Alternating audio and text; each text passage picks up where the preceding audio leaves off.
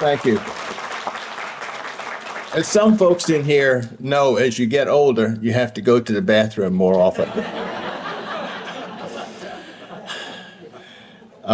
In the summer of 2019, I was sitting in my house, Newport News, and I offered a little prayer to my Creator, to the great mystery.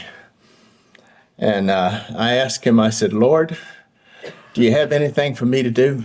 What would you like for me to do now?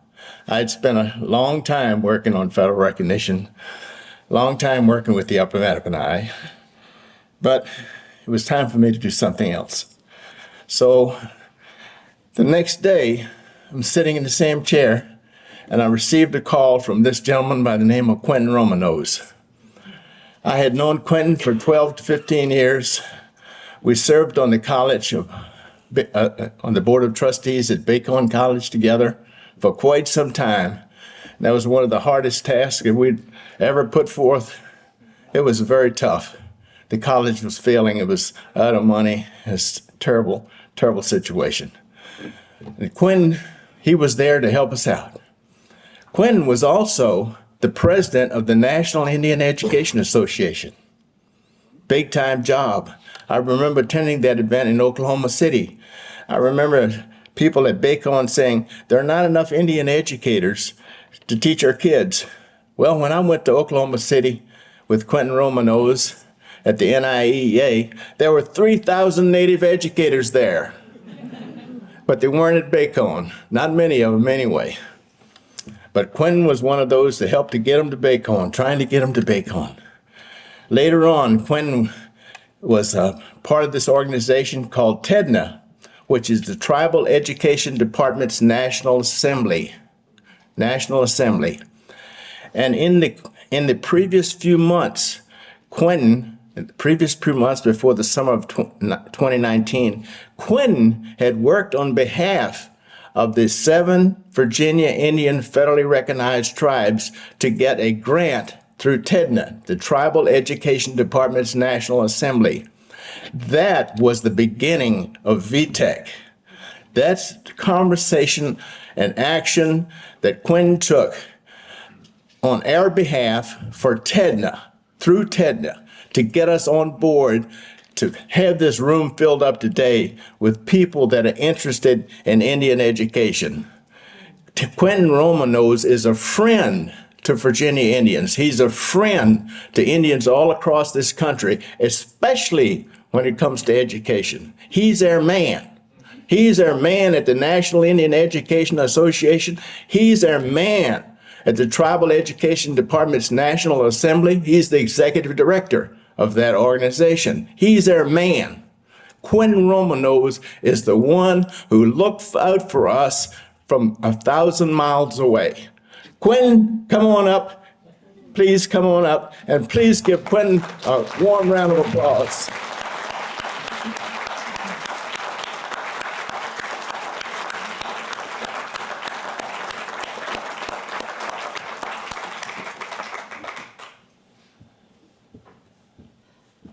Thank you, my brother. All right, thank you. For a while there, I was wondering who he was talking about. So, if you look at the program, I like that picture. Unfortunately, I had to put some white on my side of my hair and had to remove some on top. Had to grow a ponytail. In other words, that's about a 6-year-old picture. But they just kept calling me, so I had to send that in. Some of that is a little bit outdated. I'm no longer on the board of directors for Bacon College, which is tried to become a tribal college. A whole nother story to tell you about. But I do have some comments here. And someone called or texted me and said, hey, we want a copy of your speech. And I said, copy? What about an outline? So that'll do. And I haven't got to the outline yet. So someone said, we can't wait to hear what you have to say. And I said, neither can I. But I do have some information or comments, my experience about, how VTEC came about. We have many Native American studies programs throughout the United States, and they're really good. Need more of them. My comment is we need more specific Native American studies, such as Native American studies with emphasis on a particular tribe, and produce scholars like that. Whenever I started working for a public school, Indian education in Watauga, I looked for all the books for Cheyenne Arapaho, and about 90% of them were written by non-Indians. So, we need to tell our own story. We need to get it out there. We need to produce young people. We need to motivate young people. We need to educate them. We need to give them their background, their stories, where they came from, so that they can be motivated to tell your story, to tell your story. An example of this is I mentioned the Youth Language Fair in Oklahoma. It's been going on for 20 years. The good news, we've had almost half the tribes, 38, represented in some form from either school or church or individual, the form of the language. The bad news is the same ones always come every year because they're trying to make an effort to save the language. And the other tribes don't have the resources to send anybody.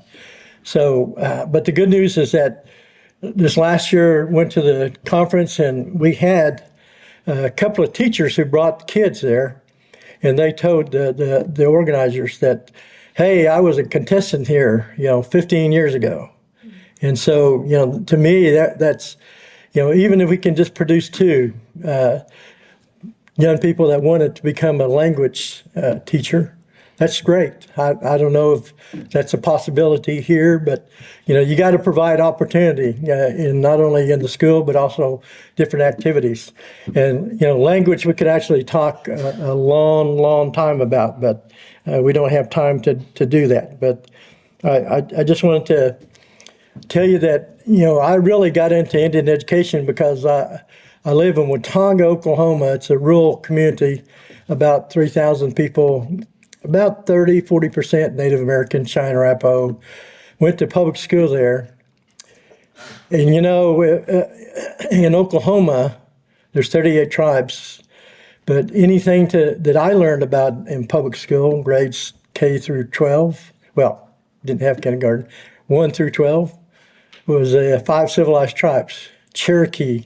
How many of you heard the Trail of Tears? Raise your hand, Trail of Tears. How many of you heard of Sand Creek? Okay. Ouachita, Battle of Ouachita. Those last two items I mentioned to you, I didn't know anything about it. They didn't teach anything, and it happened to my tribe. Quick story, and forgive me, I'm just jumping all over the place, but quick story. I was in college, a freshman. My roommate was Yakima. And one evening he said, hey, let's go to the movies. I don't really want to. It's about Indians. Yeah, come on, let's go. Went to the movie, and it was Little Big Man. How many of you seen Little Big Man? Not only was it entertaining, but it was actually based somewhat on Cheyenne Arapaho history. Those massacres that were occurring in there was actually Sand Creek, and it was actually Battle of Ouachita. And the comment I'm going to tell you about that, we discussed that a lot, quite a bit, but he said, my roommate, when we got back, we were talking, and he said, hey, did you see that, there was a band playing as they were attacking the Cheyenne village on the Ouachita River? I said, oh, that's just Hollywood. They just put that in there to embellish the story.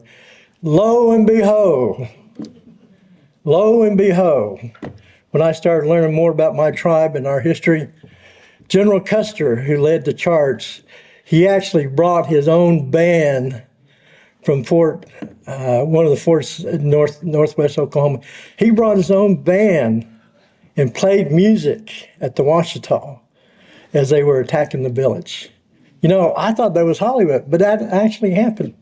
Do you know what a Gary Owen is? Gary Owen song? Anybody know that? The Gary Owen? It's a military song.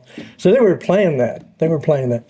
I got many stories about the Washington Sand Creek, but I'm not going to go into that. But I do want to tell you why, did I choose to become director of Tribal Education Department's National Assembly. There's two national organizations. You heard one, National Indian Education Association. I think it's celebrated its 40th or 50th year. What was it, 40th, 50th? 50th year. Been around a long time. It actually started when they started funding Indian education years ago. So that's good news. NCAI has been around I don't know when it was established, but I know there was a movie about World War II, and there was actually a scene with NCAI conference. It was, the Flags of Our Fathers, I think was the name of it. It was, the Native American who was in there, he spoke at that event. Well, NCAI represents tribes, and they have a wide variety of issues, legal rights, water rights, just all kind of issues, housing. They got so many issues. Education is just one part of them. NIA is specifically for education. So TEDNA is sort of right in between the middle of both of them. We represent tribes, but we also represent tribal education. So there's some terminology I wanted to tell you. It's my opinion, and I say this when I get a chance to. There's terms called tribal education departments, and then here recently there's another term called tribal education agencies. And so I was on the board with NIA. We actually talked about how do we get Indian education into more of the conversations. And so we knew about what SEA and LEA were. Everybody knows what SEAs and LEAs are, right? State Education Agency, that's your State Department of Education. LEAs are the local schools. And so to actually get people to understand what tribes are all about, their education departments could be known as TEAs, Tribal Education Agencies, which is good. My observation, my opinion, the TEA primarily deals with inside the classroom, pre-K to grade 12. A lot of their activities, a TEA. And the TEA, acronym is for LEAs and SEAs. So they say, oh yeah, they have a tribal education agency. So we're really, ready to deal with them. Whereas the tribal education department, some tribes have so many different kind of programs, not just education. When you tell someone tribal education department, they say, well, I don't know really what they're doing. So that's why there's two different terms. But the term TED actually comes from two congressional authorizations. One is for the Department of Interior. Another one is for the Department of Education. And they were the first one was in 1988. I think the second one was in 1994. So these are authorizations. It's kind of like getting your cousin to write up a statement saying he's going to give you some money, but he'll never give it to you. So finally, that's the role of TEDNA. We advocated for funding for TEDs. And finally, I think it was almost 30 years later, Congress actually appropriated money for TEDs. And there's currently a TED grant available from BIE. It took that many years, and unfortunately, when they initiated their grant, you could only apply if you had a school or dormitory. This year, they opened it up to everybody, which is good because VTEC is going to apply, right? Yes. There you go. Okay. If you look at the original laws, it's got so many activities you can do. But since Julian's here, and he already knows this, but I'm going to say this publicly. The authorization in the Department of Education has never been appropriated. We have almost TED-like TEA program. It's called STEP, which is a terrific program. You guys had it, and it's worked out great. But that's not improving your TEA or TED. And so that's still a fight that we have to do. TEDNA, if you're elected official, advocate when the appropriations come around. You could even talk to the senator here that, hey, the authorizations have been around for about 35 years. When are you going to fund it? And so I think the authorization was only for like $3 million, and that was 30 years ago. And I think the Bureau, BIE, now has a grant available for about $5 million.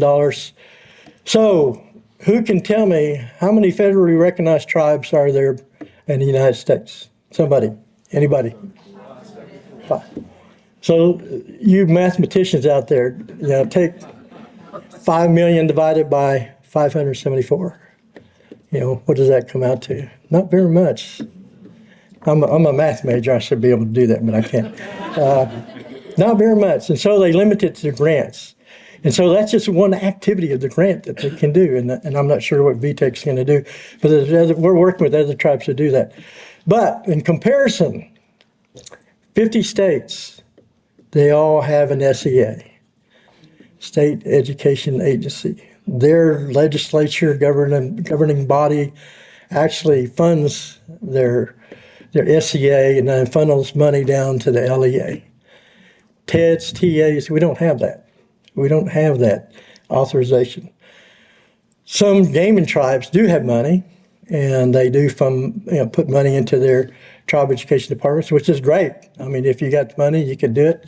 That's great. I always tell people that the jurisdictional, realm of tribes, if you had enough money on your own land, for Cheyenne Arapaho, we got 5,000 acres that we own as a tribe. Individuals own the other land, but I always told everybody that listened, I said, we could start our own school. We don't, if we had enough money, we could design our own school, set up our own education code, do what we want. We could make language a focus. We could do year-round schools. I raised 4 boys. I would like for them to stay in school until they're 20 years old. And the girls, they can go to college at 16 because they're so much more mature than us. Fact of life. I just, year-round school, you consider our tribal histories. In our tribal nations, they didn't say, hey, summertime, we're not going to teach you guys anything anymore. Come back in the fall. No, they didn't do that. It was a year-round focus of different learning opportunities. Matter of fact, I'm going to tell you my favorite story. I haven't told in a while, but I think Julian's probably heard this many times. But I always use Virginia, and I really don't know if it took place here or not, but it is recorded in one of Ben Franklin's stories. And before I start, anybody heard this before besides Julian? Anybody? All right. So forgive me if I embellish it, but what the story is, Ben Franklin wrote about how the governing tribe of one of the colonies, so obviously before the United States, they had treaties with the local tribes. Back then, tribes were, military forces. I mean, they could, they weren't, something to be, ignored. So they had a treaty with the local tribe. And so the governor of the colony, and I'll just say Virginia, sent word to the local chief and said, send us 20 of your finest young men, bring them to our colony, and we'll provide the best education possible for them. We'll teach them everything that they can. And back then, formal education only went up to like 6th grade. So if you wanted to go beyond that, you probably had to pay tuition and be rich. And so he was saying, hey, send us your best braves, and we're going to give them the finest education that we can provide. And basically, the chief said, thank you, but no thank you. We've done this before with the French. We send them off to be educated. When they come back, they couldn't speak our language. They couldn't build a lodge. They couldn't hunt. They couldn't fish. And I always want to throw this in there. They couldn't counsel. They couldn't counsel. So these were the abilities, things that they wanted their people to learn. And so that's why I got into TEDNA. It's because tribes have things that they want to learn. I'm not trying to say the states are doing a bad job with reading, writing, and arithmetic. Yeah, we can do that. But we need to know certain things. Tribal citizens, tribal members need to learn about their tribe. And if you always have to rely upon the state or even federal jurisdiction to do that, it's been a long wait. So we need to have tribal leadership, tribal citizens, inspire young people to go out there and find out what should they learn. For those of you who are tribal leaders, if you would go to a school that has one of your student citizens and you were to say, do you know who your chief is, your governor, your president? How many would know? We've had students, our headquarters is at Concho, quite a few buildings and places there. We have youth programs. Matter of fact, Julian's been there, but you go there and they're high school students and you say, who's, and our highest elected leader is the governor. Who's the governor of the tribe? I don't know. I mean, we provide a school clothing program. I heard it's up to $400. I can't remember. But anyway, we provide a lot of services, but they don't know. And maybe some of them don't even know who the president of the United States is, so that for that case. But what can we do for the youth? Now's the opportunity to do that, to produce young people that's going to work for your tribe and as well as pursue their own careers. Tribal nations have many educated people who've worked in different fields, retired and came back and started to work for their tribe. But we want young people to be inspired. We want them to know the history of their tribes. And not only that, they should start researching the history of their families. Family histories are tribal histories. Think about that. My last name, Romanos, it's actually a state park named Romanos State Park in Oklahoma. It's named after my great-grandfather. He was a chief at Cheyennes, and back in about the time Ouachita and Sand Creek happened, they retaliated. The Cheyenne Nation retaliated against the United States, armies, settlers, what have you. So what they did is they rounded up the tribes and said, we fought too long. Come down to Fort Sill. We're going to settle this. And they got down there and they selected the ringleaders of the tribe. And my great-grandfather was one of the ringleaders. And so they imprisoned him and took him to Fort Marion in Florida. So he was a prisoner of war. Captain Pratt, I don't know if you've heard of Captain Pratt. He was in charge of them there. They stayed there for 3 years. I have to tell you a story, personal story. First time I went to Fort Marion, and I knew my great-grandfather was there, as a prisoner, and I walked in. It's a park, just personnel there, rangers, they were there, and I walked up there and I said, I want to know where my great-grandfather's cell was. Show me where his cell. I want to see his cell that he was in prison here. And what they did is they took me down the hall, and there was a big old door, wooden door. They said, see that door? I said, yeah. Was that his door to his cell? No, they said it was a door to the fort.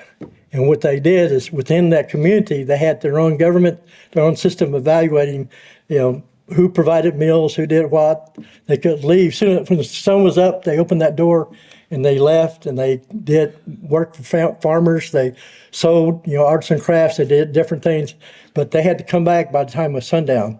And so they had their own system form of government. People came down from other places from New York. They taught them to read and write English. And so after the end of 3 years, Captain Pratt told them, your time is up. You got a choice. You can come with me back.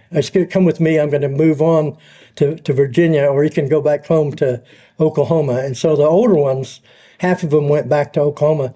The younger ones, including my great-grandfather, he went with Captain Pratt. And he actually went to school here in Virginia. He actually went to school for a year. He was at the historic Black College, Hampton, now known as Hampton University, as Hampton Institute. So they had an Indian program there. So he went there. Captain Pratt went to Congress, got money appropriated. Then they went on to Carlisle Indian School. And how many of you have heard of Carlisle Indian School? How many of you heard of Jim Thorpe? That was made famous because the football team there at Carlisle in school. But, I always thought about, my great-grandfather. When he left, he was a warrior. He was, it was written in the book that when he left, he had 6 scalps in his camp. So I know he didn't speak English. So he went and spent time in prison and was taught to speak English and also write English, and went to Carlisle, became a tinsmith. Summertime, he went on work release programs, or whatever you want to call them. And then afterwards, he was already an adult. So he came back to Oklahoma. And I was growing up, I always would see stories where they say, Romano's chief of the Cheyennes. And actually, there is no chief of the Cheyennes. Traditionally, there's 44 chiefs, but they would call him chief of the Cheyennes. And I always wondered about that. Where did he get the title? The reason for that is because when he was in Carlisle, he learned how to read and he learned how to write. Whenever the allotment took place in Oklahoma and Cheyenne Arapaho country and Kiowa, KCA country, so many adults had to agree to selling of the land and being put on allotments. You know how most of them, they had to have a percentage of the adult males to sign that? You know how many of them? I can tell you what the signature was. Does anybody know what it was an X.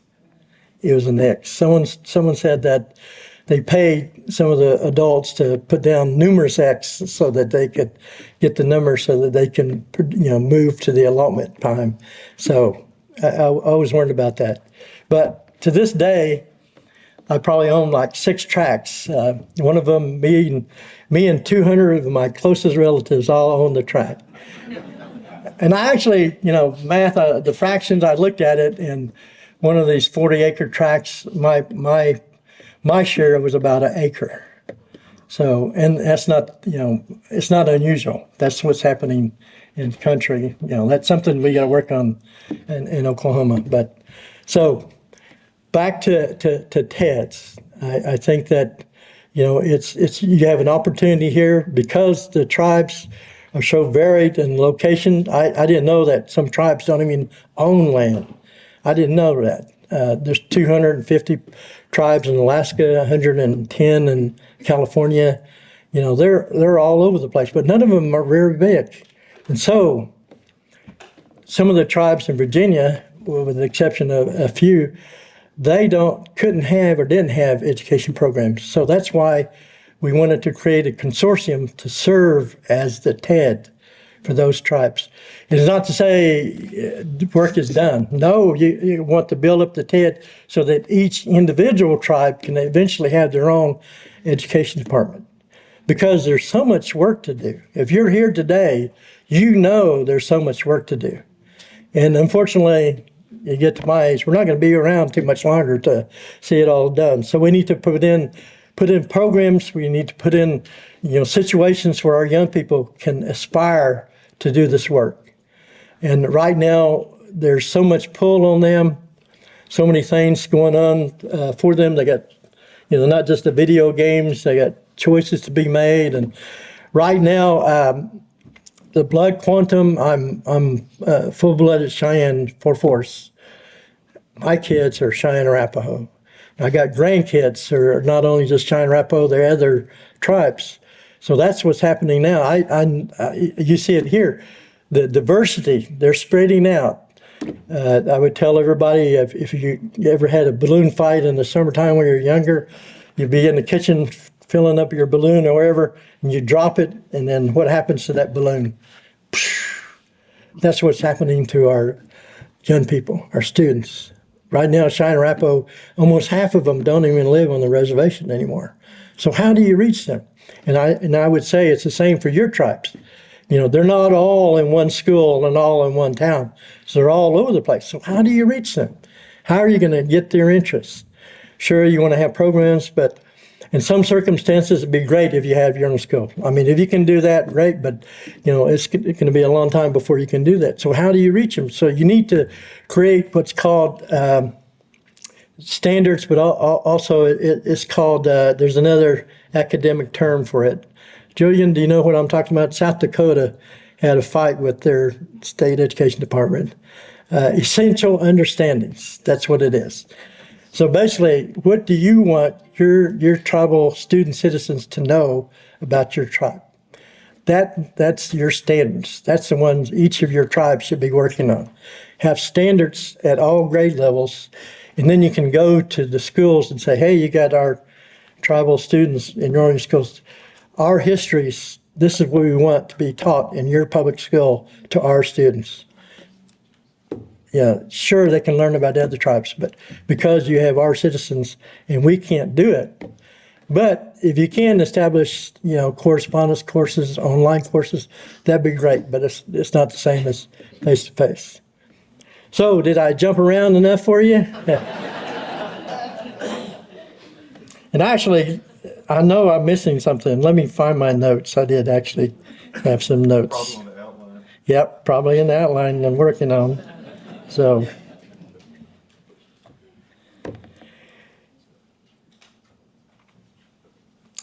Starting your own schools, providing curriculum, providing materials, writing books.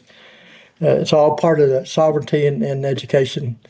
One of our Cheyenne Arapaho educators, Dr. Henrietta Mann, her quote that actually motivated me to move toward getting involved in tribal education is her quote was, tribes before Columbus, they were not standing on the shores of the Atlantic waiting for the Europeans to bring them education. Think about that.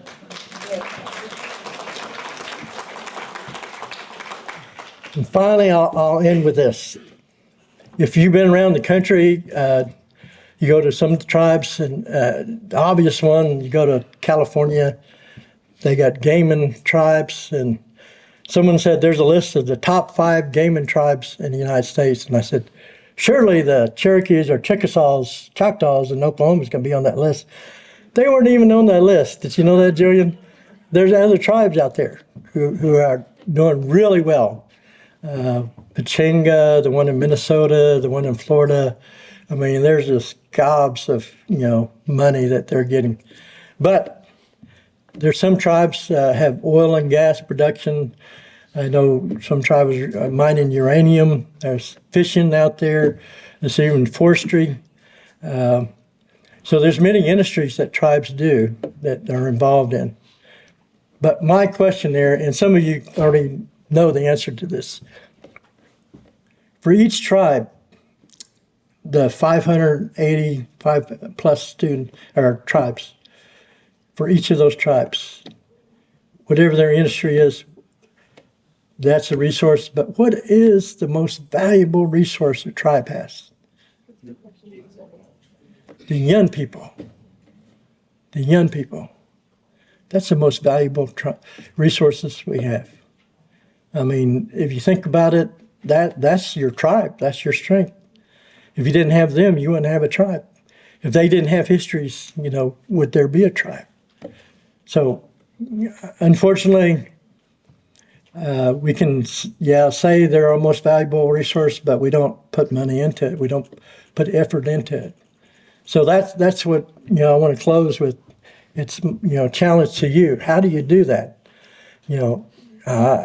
I don't want you to say, I'm going to quit my job and go work for VTEC. I don't want you to do that.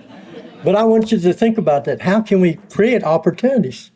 If you want to write a check to VTEC, I'm sure they won't turn you down. So, but really, think about that. How can you help create that? Because there's so many factors to just working against, the tribes. Just like the histories where I grew up at, all they knew was Trail of Tears. I knew more about Cherokees and Cheyenne Arapahos. So, how do you teach that to your young people? Be creative, find ways to get that done. And I don't see anybody sleep, so I succeeded. Thank you very much.